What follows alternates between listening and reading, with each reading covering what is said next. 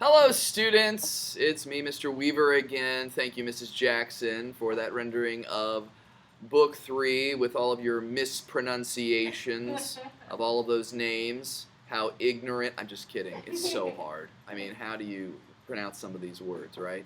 So, it's not just you students that have trouble pronouncing words. Teachers do too. We readily admit it. But practice is good. And remember, this is translated from Greek, so it's okay.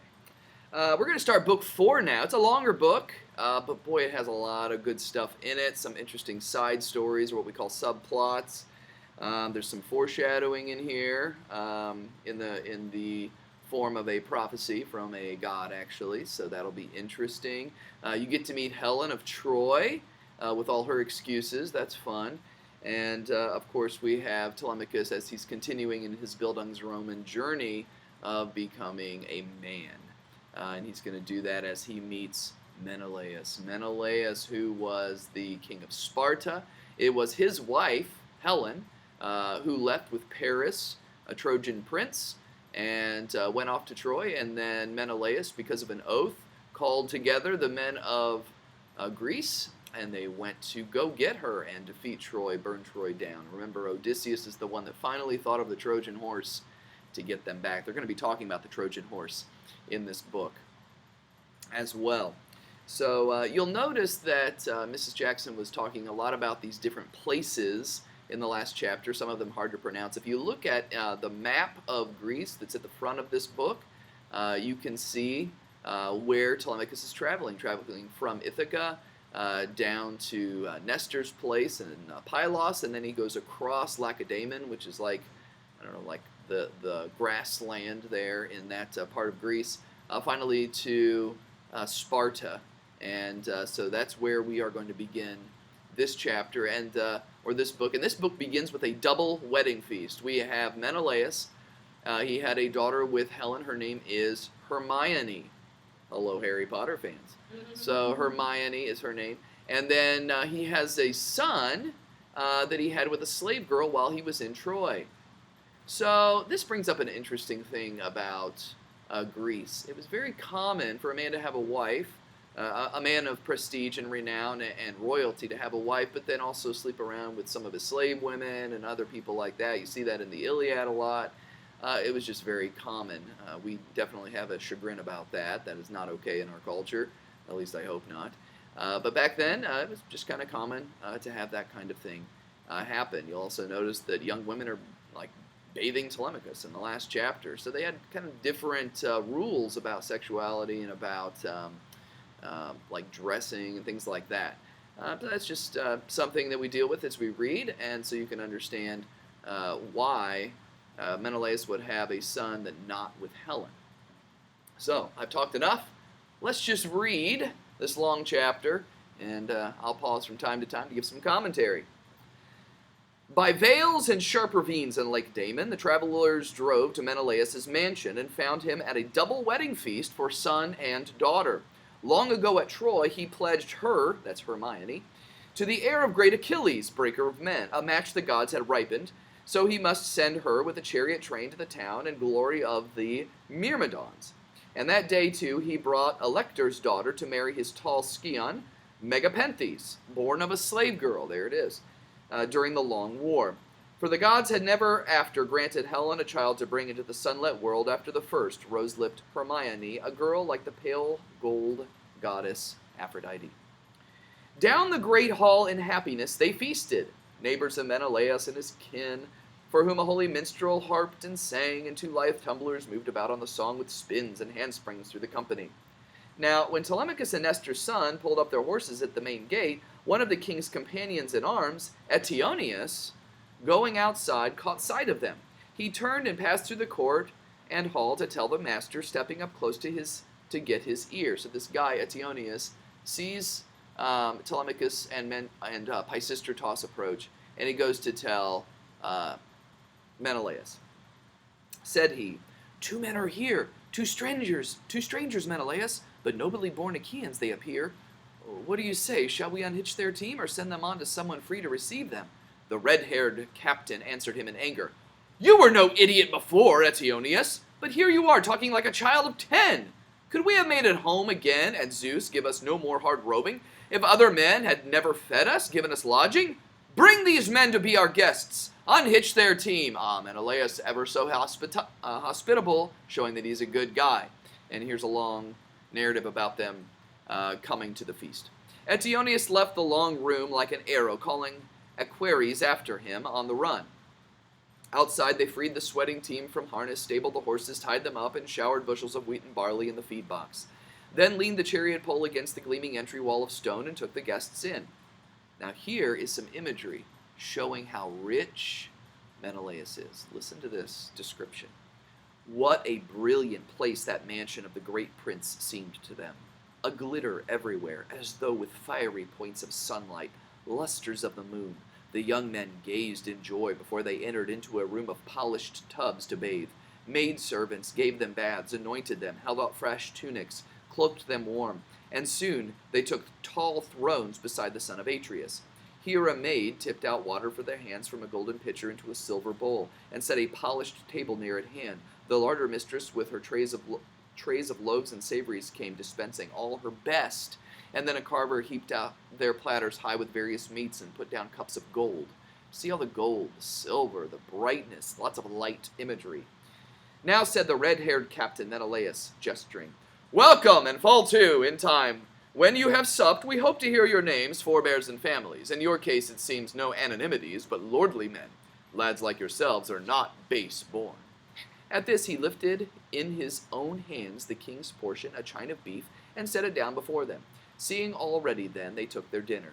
But when they had feasted well, Telemachus could not keep still, but whispered, his head bent close, so the others might not hear.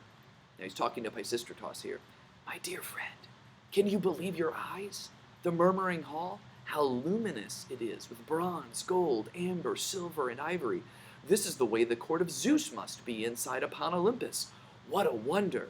But splendid Menelaus had overheard him, and spoke out on the instant to them both. "Young friends, no mortal man can vie with Zeus. His home and all his treasures are forever. But as for men, it may well be that few have more than I. Oh, ever humble Menelaus. How painfully I wondered before I brought it home. 7 years at sea, Cyprus, Phoenicia, Egypt, and still farther among the sunburnt races. I saw the men of Sidon and Arabia and Libya too, where lambs are horned at birth. And every year they have 3 lambing seasons, so no man, chief or shepherd, ever goes hungry for want of mutton, cheese, or milk. All year at milking time there are fresh ewes. But while I made my fortune on those travels, a stranger killed my brother in cold blood." Guess what Menelaus is bringing up? Yes, Agamemnon, the death of Agamemnon. Here is the motif again. And remember, this is a parallel to Odysseus and Telemachus. You're going to see that. "Tricked blind, caught in the web of his deadly queen. What pleasure can I take, then, being lord over these costly things? You must have heard your fathers tell my story, whoever your fathers are. You must know of my life, the anguish I once had, and the great house full of my treasure left in desolation. How gladly I should live 1/3 as rich, to have my friends back safe at home. My friends who died on Troy's wide seaboard, far from the grazing lands of Argos. But as things are, nothing but grief has left me for those companions. While I sit at home, sometimes hot tears come, and I revel in them, or stop before the surf it makes me shiver. And there is one I miss more than other dead I mourn for. Sleep and food alike grow hateful when I think of him. No soldier took on so much, went through so much, as Odysseus." Oh, irony, hello. So here Menelaus mentions Odysseus. Guess who's sitting in front of him? Oh yeah, the son of Odysseus. Is this random? Is this coincidence? Is this Homer bringing some irony to the tale? Is this going to rouse some interest from the listeners of Greece? I think so. That seems to have been his destiny, and this mine, to feel each day the emptiness of his absence, ignorant even whether he lived or died. How his old father and his quiet wife Penelope must still miss him, and Telemachus, whom he left as a newborn child. Now, hearing these things said, the boy's heart rose in a long pang for his father, and he wept, holding his purple mantle with both hands before his eyes. Menelaus knew him now, and so fell silent with uncertainty whether to let him speak and name his father in his own time, or to inquire and prompt him. And while he pondered, Helen came out of her scented chamber, a moving grace like Artemis, straight as a shaft of gold. Beside her came Adraste to place her armchair, Alcippe with a rug of downy wool, and Philo bringing a silver basket once given by Alcandre, the wife of Polybus in the treasure city, Thebes of distant Egypt. Okay, they're going to talk a lot about this bowl, a silver bowl. Now, why? I don't know. It's a nice detail. Let's read about the silver bowl. He gave 2 silver bathtubs to Menelaus and a pair of tripods with 10 pure bars, and she then made these beautiful gifts to Helen, a golden distaff in the silver basket rimmed in hammered gold, with wheels to run on. So Philo rolled it in to stand beside her, heaped with fine spun stuff, and cradled on it the distaff swathed in dusky violet wool. Reclining in her chair with its footrest, Helen gazed at her husband and demanded, "Menelaus, my lord, have we yet heard our new guests introduce themselves? Shall I dissemble?" Dawn, could you please call extension 10150? Thank you. Every time. "Shall I dissemble? In other words, shall I bring forth, shall I reveal what I feel? No, I must say it. Never anywhere have I seen so great a likeness in man or woman." That's weird. "But it is truly strange. This boy must be the son of Odysseus. Telemachus, the child he left at home that year the Achaean host made war on Troy, daring all for the wanton that I was." And the red-haired captain Menelaus answered, "My dear, I see the likeness as well as you do. Odysseus' hands and feet were like this boy's, his head and hair and the glinting of his eyes.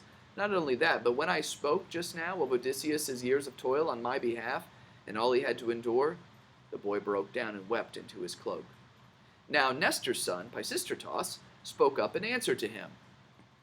My lord Martial Menelaus, son of Atreus, this is that hero's son, as you surmise, but he is gentle, and would be ashamed to clamor for attention before your grace, whose words have been so moving to us both. Nestor, lord of Gerenia, sent me with him as guide and escort. He had wished to see you, to be advised by you or assisted somehow. A father far from home means difficulty for an only son, with no one else to help him. So with Telemachus. His father left the house without defenders. The king, with flaming hair, now spoke again. Now, to all of my red-headed friends out there, clearly Menelaus has a soul, and so do you. Don't listen to those people. His son! In my house! How I loved the man, and how he fought through hardship for my sake. I swore I'd cherish him above all others if Zeus, who views the wide world, gave us passage homeward across the sea in the fast ships. I would have settled him in Argos, brought him over with herds and household out of Ithaca, his child and all his people. I could have cleaned out one of my towns to be his new domain. Yeah, he's saying I would have cleaned out one of my towns to bring Odysseus to live with me. If I were one of his townspeople, I'd be a little afraid. Anyway. And so we might have been together often in feasts and entertainments, never parted till the dark mist of death lapped over one of us. The god himself must have been envious to batter the bruised man so that he alone should fail in his return. A twinging ache of grief rose up in everyone, and Helen of Argos wept, the daughter of Zeus. Telemachus and Menelaus wept, and tears came to the eyes of Nestor's son, remembering for his part Antilochus, that's his brother, whom the son of shining dawn had killed in battle. But thinking of that brother, he broke out. So this is Pisistratos talking. O son of Atreus, when we spoke of you at home and asked about you, my old father would say, you have the clearest mind of all. If it is not too much to ask, then, let us not weep away these hours after supper. I feel we should not. Dawn will soon be here. You understand, I would not grudge a man right morning when he comes to death and doom. What else can one bestow on the poor dead? A lock of hair sheared and a tear let fall. For that matter, I too lost someone in the war at Troy, my brother, and no mean soldier, whom you must have known, although I never did, Antilochus. He ranked high as a runner and fighting man. The red-haired captain Menelaus answered, My lad, what you have said is only sensible, and you did well to speak. Yes, that was worthy a wise man and an older man than you are. You speak for all the world like Nestor's son. How easily one can tell the man whose father had true felicity, marrying and begetting. And that was true of Nestor, all his days, down to his sleek old age in peace at home, with clever sons, good spearmen into the bargain. Come, We'll shake off this morning mood of ours and think of supper. Let the man-at-arms rinse our hands again. There will be time for a long talk with Telemachus in the morning. The hero Menelaus' companion in arms, Asphalion, poured water for their hands, and once again they touched the food before them. But now it entered Helen's mind to drop into the wine that they were drinking an anodyne, mild magic of forgetfulness. Yes, Helen is going to drug these men. Whoever drank this mixture in the wine bowl would be incapable of tears that day, though he should lose mother and father both, or see with his own eyes a son or brother mauled by weapons of bronze at his own gate. The opiate of Zeus's daughter bore this canny power. It had been supplied her by Polydamna, mistress of Lord Fawn in Egypt, where the rich plantations grow herbs of all kinds, maleficent and healthful, and no one else knows medicine as they do, Egyptian heirs of Paon, the healing god. She drugged the wine then, had it served, and said, taking on again her part in the conversation. So here's Helen talking. O Menelaus, O Atreus' royal son, and you that are great heroes' sons, you know how Zeus gives all of us in turn good luck and bad luck, being all-powerful. So take refreshment, take your ease in hall, and cheer the time with stories. I'll begin. She's going to tell a story about the Trojan War. Not that I think of naming, far less telling, every feat of that rugged man, Odysseus, but here is something that he dared to do at Troy, where you Achaeans endured the war. He had, first, given himself an outrageous beating and thrown some rags on, like a household slave, then slipped into the city of wide lanes among his enemies. So changed, he looked as never before upon the Achaean beachhead, but like a beggar, merged in the townspeople, and no one there remarked him. But I knew him, even as he was. I knew him and questioned him. How shrewdly he put me off! But in the end I bathed him and anointed him, put a fresh cloak around him, and swore an oath not to give him away as Odysseus to the Trojans, till he got back to camp where the long ships lay. I don't know about you, but when someone swears an oath after they left their husband with some prince of Troy, I don't think I believe her, but apparently Odysseus believed Helen, so she's going to go on with this story. He spoke up then and told me all about the Achaeans and their plans, then sorted many Trojans through the body on his way out with what he learned of theirs. The Trojan women raised a cry, but my heart sang, for I had come around long before to dreams of sailing home, and I repented the mad day Aphrodite drew me away from my dear fatherland, forsaking all, child, bridal bed, and husband, a man without defect in form or mind. Oh my gosh, Helen. Okay, so Helen obviously is blaming who? Aphrodite. Blaming Aphrodite for the fact that she cheated on her husband and went away with another man. Yeah, shifting blame. Blaming the gods. Sorry, I'm not a fan of Helen, but let's continue. That was unnecessary commentary, but it's the truth. Replied the red-haired Captain Menelaus, an excellent tale, my dear, and most becoming. In my life I have met in many countries foresight and wit in many first-rate men, but never have I seen one like Odysseus for steadiness and a stout heart. There's some heroic traits for Odysseus, by the way. Here, for instance, is what he did, had the cold nerve to do. Inside the hollow horse, where we were waiting, picked men, all of us, for the Trojan slaughter, when all of a sudden, you, Helen, came by. I dare say drawn by some superhuman power that planned an exploit for the Trojans. And Deiphobus, that handsome man, came with you. 3 times. Now, he's talking about a time when they're hiding in the horse, and Helen comes by to look at the horse. She doesn't know they're in there. 3 times you walked around it, patting it everywhere, and called by name the flower of our fighters, making your voice sound like their wives calling. Diomedes and I crouched in the center along with Odysseus. We could hear you plainly, and listening, we too were swept by waves of longing to reply or go. Odysseus fought us down despite our craving, and all the Achaeans kept their lips shut tight, all but Anticlos. Desire moved his throat to hail you, but Odysseus's hands clamped over his jaws and held. So he saved us all, till Pallas Athena led you away at last. Now, Telemachus is going to give a speech. Then clear-headed Telemachus addressed him. My lord Marshal Menelaus, son of Atreus, all the more pity since these valors could Anthony Holzberg, if you're in the building, please call the junior high office. Since these valors could not defend him from annihilation, not of his heart were iron in his breast. But will you not dismiss us for the night now? Sweet sleep will be a pleasure drifting over us." He said no more, but Helen called the maids and sent them to make beds with purple rugs piled up and sheets outspread and fleecy coverlets in the porch inside the gate. The girls went out with torches in their hands, and presently a squire led the guests, Telemachus and Nestor's radiant son, under the entrance colonnade to bed. Then deep in the great mansion in his chamber, Menelaus went to rest, and Helen, queenly in her long gown, lay beside him. So, they went night-night, okay? Now they're going to wake the next morning, and they're going to talk some more. When the young dawn with fingertips of rose made heaven bright, the deep-lunged man of battle stood up, put on his tunic and his mantle, slung a sword belt and a new-edged sword, tied his smooth feet into fine rawhide sandals, and left his room, God's brilliance upon him. He sat down by Telemachus, asking gently, so this is Menelaus talking, "Telemachus, why did you come, sir, riding the sea's broad back to reach old Lacedaemon? A public errand or private? Why precisely?" Telemachus replied, "My lord Marshal Menelaus, son of Atreus, I came to hear what news you had of father. My house, my good estate are being ruined. Each day my mother's bullying suitors come to slaughter flocks of mine and my black cattle. Enemies crowd our home. And this is why I come to you for news of him who owned it. Tell me of his death, sir, if perhaps you witnessed it, or have heard some wanderer tell the tale. The man was born for trouble. Spare me no part for kindness' sake. Be harsh, but put the scene before me as you saw it.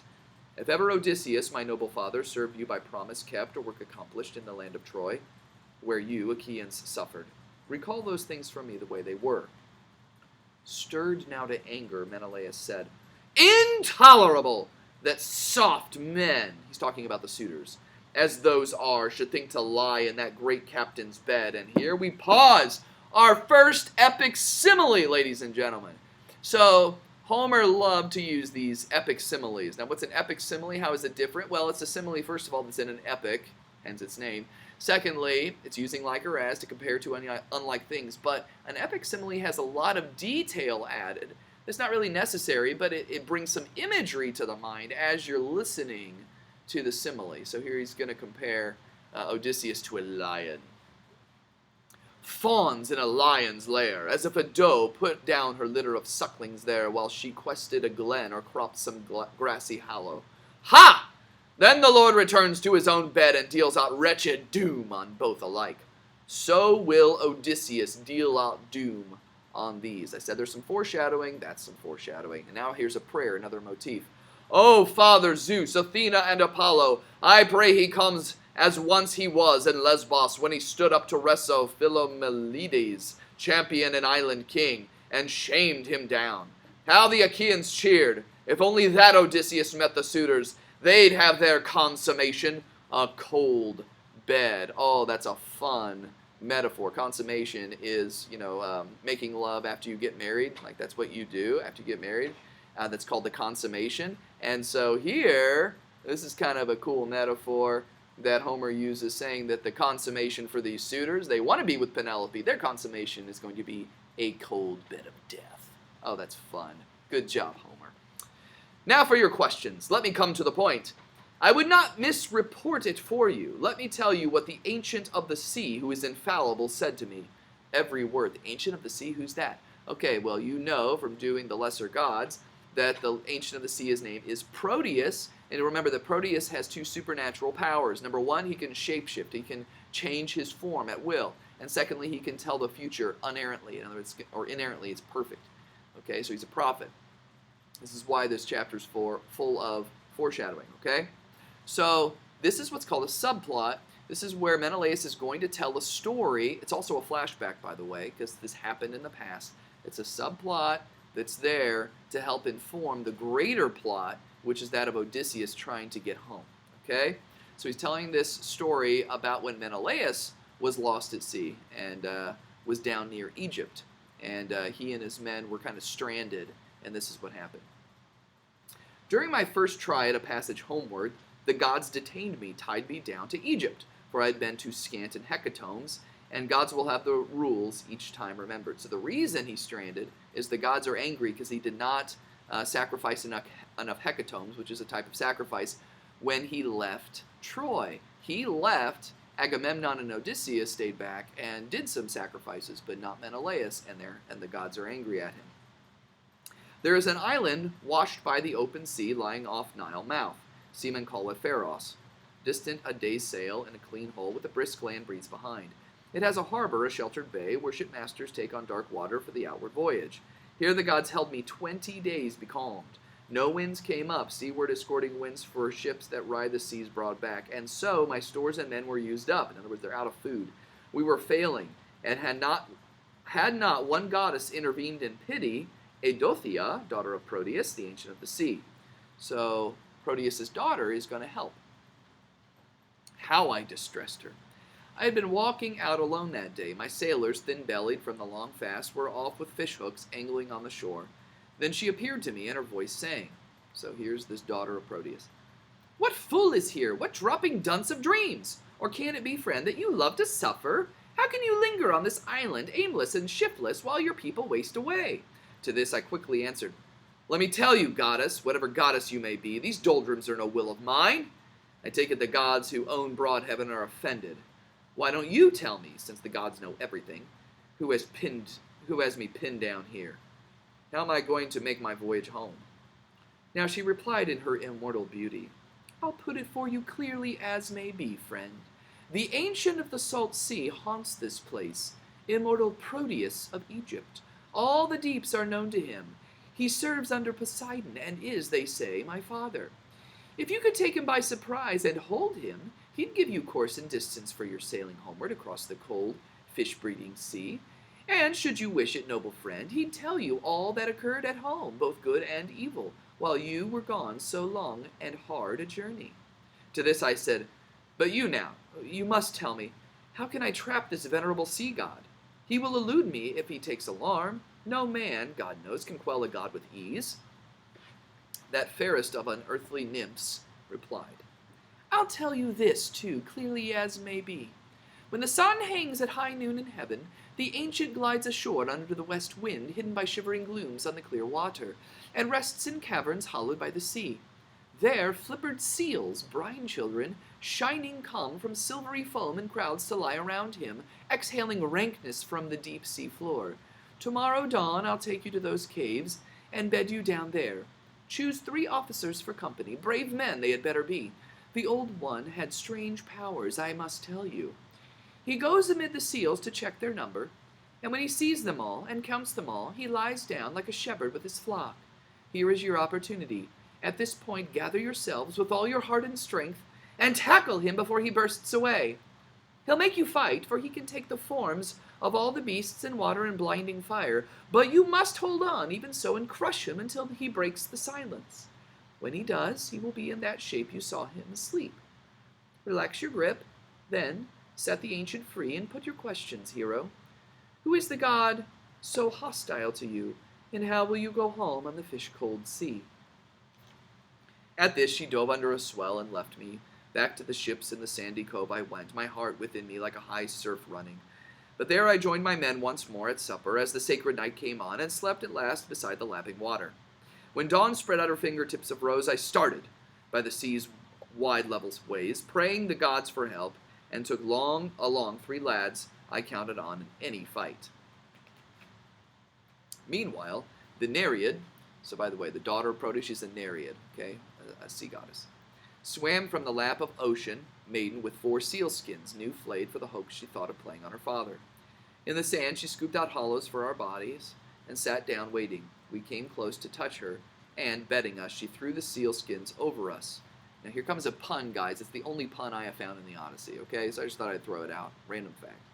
A strong disguise. Oh yes, terribly strong, as I recall the stench of those damned seals. So it's a play on the word strong. Strong as in a good disguise, but strong as in a nasty-smelling disguise. They're under a bunch of seal skins. Ugh, gross. Would any man lie snug with a sea monster? But here the nymph again came to our rescue, dabbing ambrosia under each man's nose, a perfume drowning out the bestial odor. So there we lay with beating hearts all morning, while seals came shoreward out of ripples, jostling to take their places, flopping on the sand. At noon the ancient issued from the sea and held inspection, counting off the sea beasts. We were the first he numbered. He went by detecting nothing. When at last he slept, We gave a battle cry and plunged for him, locking our hands behind him. But the old one's tricks were not knocked out of him. Far from it. Okay, now he's going to do a bunch of shape-shifting. This is fun. First, he took on a whiskered lion shape, then a serpent's, then a leopard, a great boar, then sousing water, then a tall green tree. Now, I don't know why a tall green tree would be very scary, but apparently that was supposed to scare the men away. I don't get it. Still we hung on, by hook or crook, through everything, until the ancient saw defeat, and grimly opened his lips to ask me, Son of Atreus, who counseled you to this? A god? What god? Set a trap for me, overpower me? Why? He bit it off then, and I answered, Old one, you know the reason. Why feign not to know? High and dry so long upon this island, I'm at my wit's end, and my heart is sore. You gods know everything. Now you can tell me, which of the immortals chained me here, and how will I get home on the fish-cold sea? He made reply at once. You have paid honor to Zeus and the other gods, performing a proper... You should have paid honor to Zeus and the other gods, performing a proper sacrifice before embarking. That was your short way home on the wine-dark sea.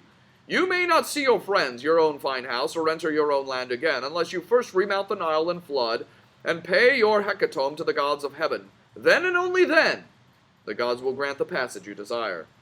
Ah, how my heart sank hearing this, hearing him send me back on the cloudy sea and my own track, the long, hard way of Egypt.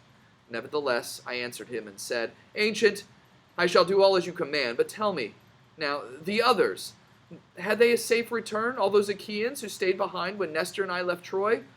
Or were there any lost at sea? What bitterness! Any who died in camp after the war? So he's asking, what happened to all the other men who left Troy? To this he said, For you to know these things goes beyond all necessity, Menelaus. Why must you ask? You should not know my mind, and you will grieve to learn it, I can tell you. Many there were who died, many remain, but 2 high officers alone were lost, on the passage home, I mean. You saw the war. One is alive, a castaway at sea. The other, Ajax, so Aias here, it's pronounced Ajax, perished with all hands, though first Poseidon landed him on Gyrae promontory and saved him from the ocean. Despite Athena's hate, he had lived on, but the great sinner in his insolence yelled at the gods' will, and the sea were beaten. And this loud brad came to Poseidon's ears. He swung the trident in his massive hands, and in one shock from top to bottom split that promontory, toppling into the sea the fragment where the great fool sat. So the vast ocean had its will with Ajax, drunk in the end on salt spume as he drowned. Meanwhile, your brother left that doom astern in his decked ships. The lady Hera saved him. But as he came round Malea, a fresh squall caught him, bearing him away over the cold sea, groaning in disgust to the land's end of Argos, where Thyestes lived in the days of old, and then his son Aegisthus. Ah, so apparently there's some history with Thyestes, the father of Aegisthus. You may not remember this from the story, but Thyestes was the brother of Atreus, and you'll remember that Thyestes cheated with Atreus' wife, so then Atreus killed his sons and fed them to Thyestes. That's disgusting. But then Thyestes had another boy, Aegisthus. So you can imagine why Aegisthus may not like the son of Atreus, Agamemnon. There's always a long history to these myths, isn't there? Oh, it's fun. Now, again, return seemed easy. The high gods wound the wind into the east, and back he sailed, this time to his own coast. He went ashore and kissed the earth in joy, hot tears blinding his eyes at sight of home. But there were eyes that watched him from a height, a lookout, paid 2 bars of gold to keep vigil the year round for Aegisthus' sake, that he should be forewarned, and Agamemnon's furious valor sleep unroused. Now this man with his news ran to the tyrant, who made his crooked arrangements in a flash, stationed picked men-at-arms, a score of men in hiding, set a feast in the next room. Then he went out with chariots and horses to hail the king and welcome him to evil. He led him to a banquet all serene, and killed him like an ox felled at the trough. And not a man of either company survived that ambush in Aegisthus' house. So here, this is the first time Menelaus learned that his brother Agamemnon was killed when he got home by Aegisthus' hand. He's probably going to cry. They do that a lot. Before the end, my heart was broken down. I slumped on the trampled sand and cried aloud, caring no more for life or the light of day, and rolled there weeping till my tears were spent. Then the unerring ancient said at last, "No more, no more! How long must you persist? Nothing is gained by grieving so. How soon can you return to Argos? You may take him alive there still, or else meanwhile Orestes will have dispatched him. You'll attend the feast." That's a prophecy, by the way, and it does come true. At this my heart revived, and I recovered the self-command to question him once more. "Of 2 companions now I know. The third? Tell me his name, the one marooned at sea, living, you say, or dead. Even in pain I wish to hear." And this is all he answered. Now this, ladies and gentlemen, is going to be about Telemachus. Proteus, the Ancient of the Sea, is going to tell what's happened to Telemachus. And here, believe it or not, Telemachus is going to learn that Odysseus is on Calypso's island, trapped there. This is kind of interesting. "Laertes' son, whose home is Ithaca. I saw him weeping on an island. The nymph Calypso has him in her hall. No means of faring home are left him now, no ship with oars, and no ship's company to pull him on the broad back of the sea. As to your own destiny, Prince Menelaus, you shall not die in the blue-grass land of Argos. Rather the gods intend you for Elysion, with golden Rhadamanthos at the world's end, where all existence is a dream of ease. Snowfall is never known there, neither long frost of winter, nor torrential rain, but only mild and lulling airs from ocean, bearing refreshment for the souls of men, the west wind always blowing. For the gods hold you, as Helen's lord, a son of Zeus." So Menelaus finds out that he's not actually going to die. He's just going to go to the Elysian fields. That's nice. At this he dove under a swell and left me, and I went back to the ship with my companions, feeling my heart's blood in me running high. But in the long hall shadow near the sea, we supped again as sacred night came on, and slept at last beside the lapping water. When dawn spread out her fingertips of rose in the first light, we launched on the courtly breakers, setting up masts and yards in the well-found ships, went all on board, and braced on planks athwart, oarsmen in line to big oars in the grey sea. Here's some sacrifice. Soon I drew into the great stream fed by heaven, and, laying by, slew bulls in the proper number until the immortal gods were thus appeased. Appeased meaning that anger is lessened. And that's one of the functions of a sacrifice, is to lessen the anger of the gods, okay? Then heaped a death mound on that shore against all quenching time for Agamemnon's honor, and put to sea once more. The gods sent down a stern wind for racing passage homeward. So ends the story, and so ends the subplot. So now we're back in Sparta with Menelaus and Telemachus, Pisistratos, and Helen, okay? "Now you must stay with me, and be my guest 11 or 12 days more. I'll send you on your way with gifts and fine ones, 3 chariot horses and a polished car, a hammered cup too, so that all your days, tipping the red wine for the deathless gods, you will remember me." So he says, "I'm going to give you a gift, some horses." Telemachus answered, "Lord, son of Atreus, no, you must not keep me. Not that a year with you would be too long. I never could be homesick here. I find your tales and all you say so marvelous. But time hangs heavy on my shipmates' hands at holy Polybus, if you make me stay. As for your gift now, let it be some keepsake. Horses I cannot take to Ithaca. Let me bestow them back on you to serve your glory here. My lord, you rule wide country, rolling and rich with clover, galingale, and all the grains, red wheat and hoary barley. At home, we have no level runs or meadows, but highland, goatland. Prettier than plains, though. Grasses in pasture land are hard to come by upon the islands tilted in the sea.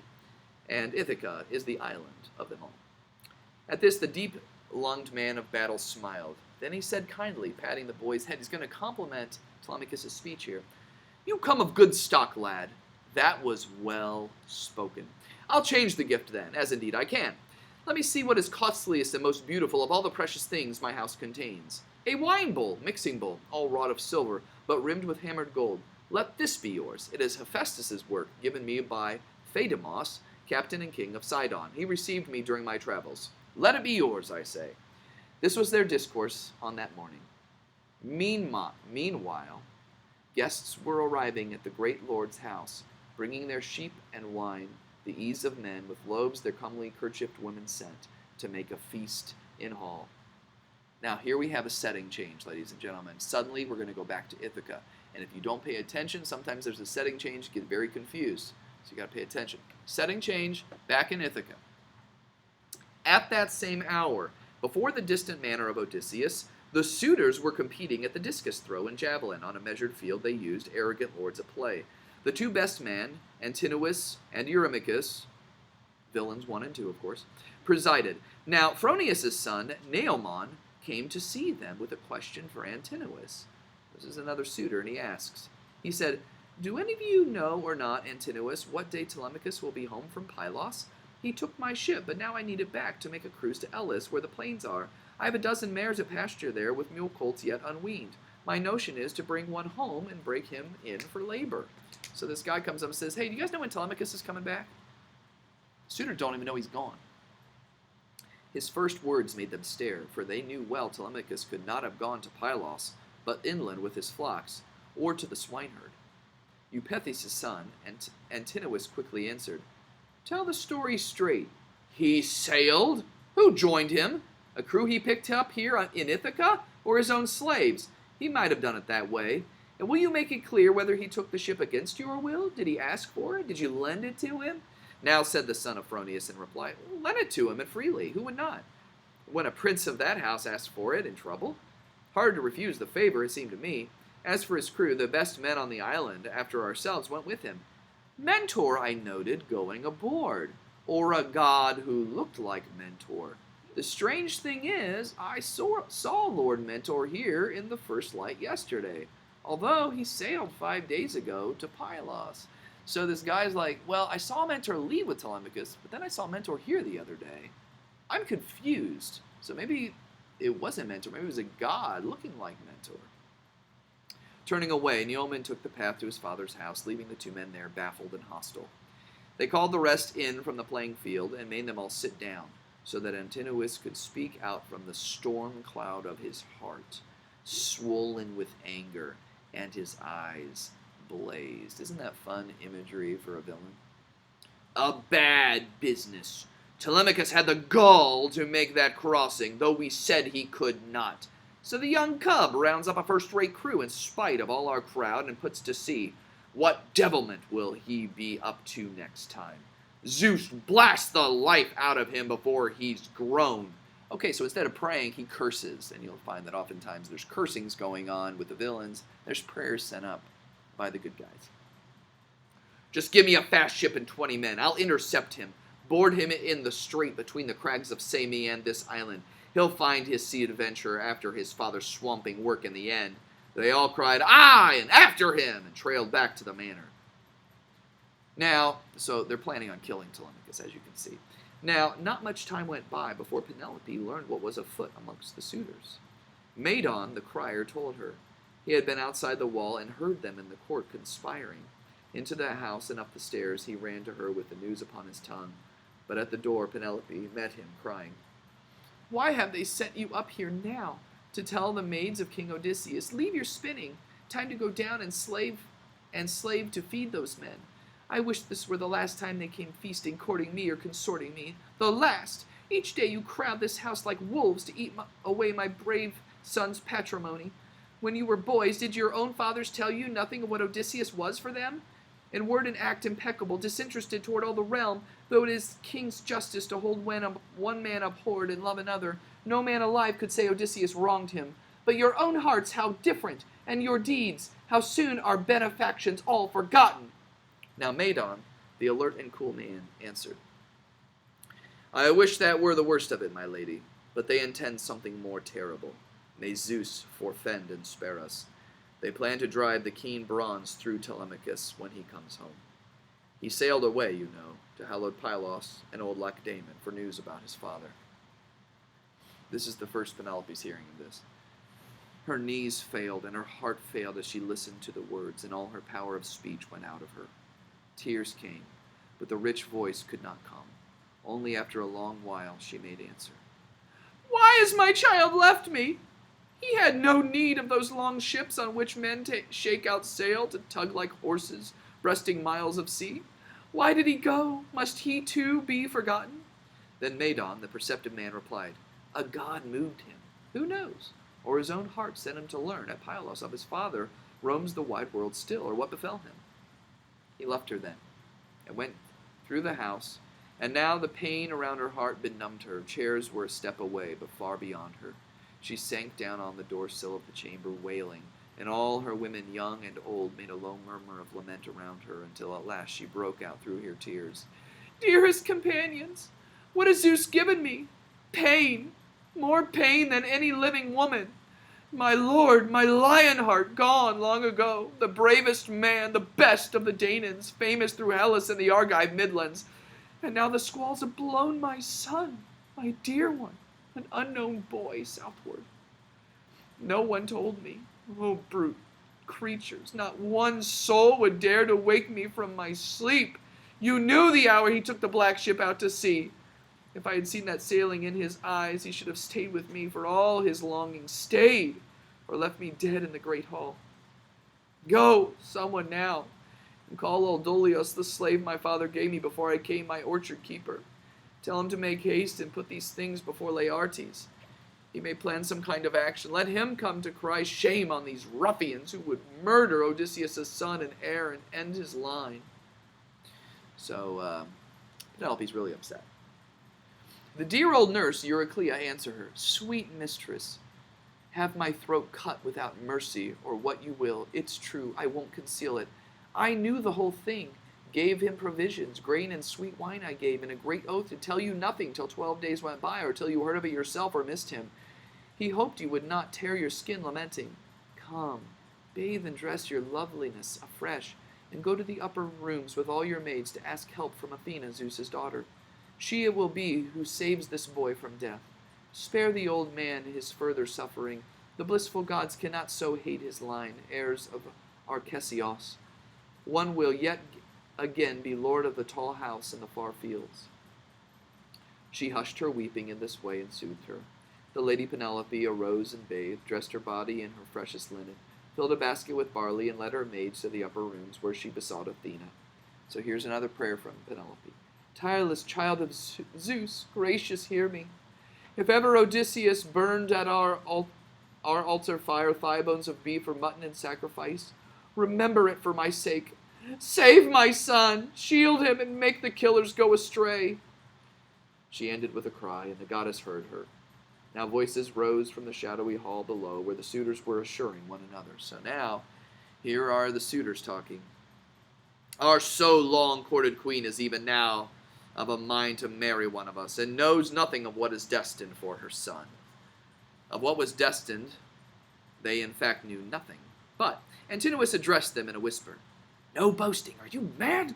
No loud talk. Someone might hear it and alarm the house. Come along now, be quiet, this way, come. We'll carry out the plan our hearts are set on.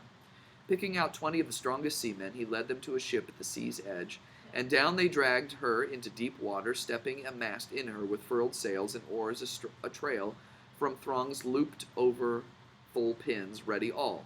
Then tried the white sail hoisting, while men-at-arms carried their gear aboard.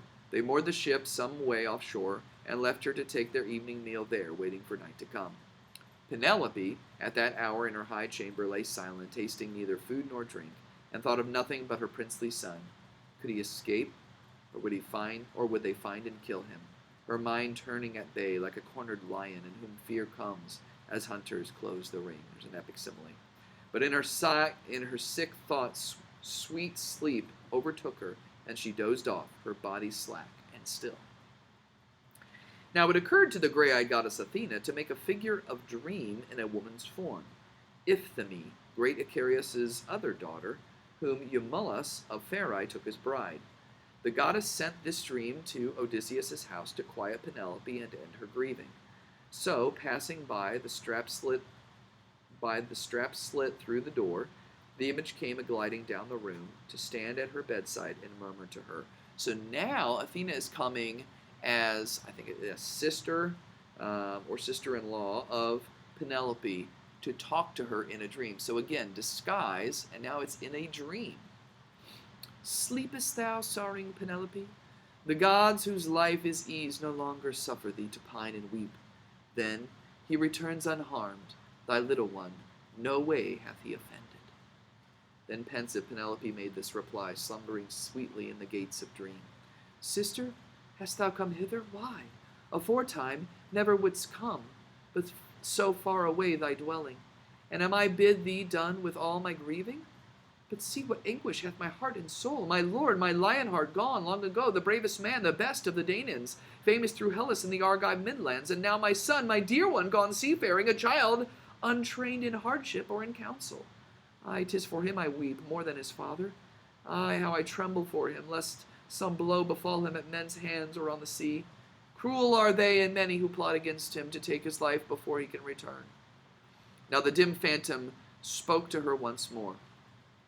Lift up thy heart and fear not overmuch, for by his side one goes whom all men else invoke as their defender, one so powerful, Pallas Athena. In thy tears she pitied thee, and now hath sent me, that I so assure thee.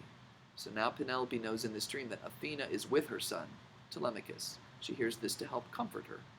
Then Penelope the wise, if thou art numinous, and hast ears for divine speech, O tell me, what of Odysseus, man of woe? Is he alive still somewhere? Seeth he daylight still, or gone in death to the sunless underworld?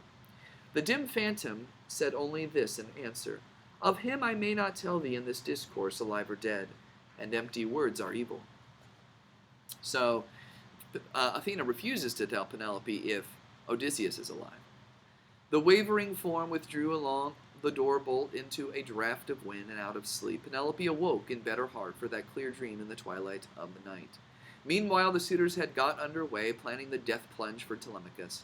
Between the isles of Ithaca and Same, the sea is broken by an inlet, a steris, which access to both channels from a cove. In ambush here that night the Achaeans lay. And there's a little suspense. Now we know that these men from Ithaca, these suitors, are lying in wait, waiting for Telemachus to come through this strait so that they can ambush and kill him before he makes it back to Ithaca. And so we have some suspense of what may happen. Now, that is the fourth book so far. And Homer very neatly divides up the Odyssey into kind of sections of 4 books. So here we've had 4 books, and now we're going to completely change settings when we get to book 5. And Mrs. Jackson's going to tell you all about the new place where we go. She's going to talk to you about some other things as well. But we're finally going to get to meet Odysseus. We're going to get to hear him speak. We're going to see his longing for home. We're going to see lots of things about Odysseus. So now we're going to have 4 books. It's kind of another section. And so we're going to begin that epic episode when we return for book 5.